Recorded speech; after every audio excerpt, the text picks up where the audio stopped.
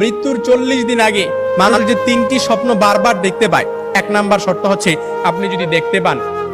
আপনি যদি যে স্বপ্নটা, প্রথম নাম্বার স্বপ্ন যেটা আপনি যদি দেখতে পান যে আপনার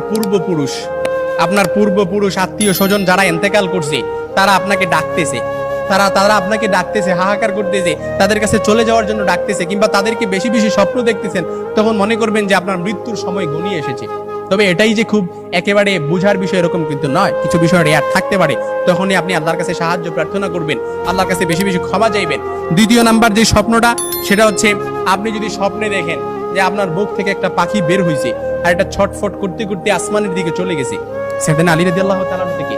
আসমানের দিকে চলে গেছে, তখন মনে করবেন যে আপনার মৃত্যুর সময় ঘনিয়ে এসেছে। আপনাকে ইঙ্গিত, এই স্বপ্নটা আপনাকে ইঙ্গিত বহন করতেছে। 3 নাম্বার যে স্বপ্নটা দেখবেন সেটা হচ্ছে আপনি যদি দেখেন ঘুমের মধ্যে আপনি এক দেশ থেকে অন্য দেশে দেশান্তরিত হচ্ছেন, এই স্বপ্নটা আপনি বারবার দেখতেছেন, এরকম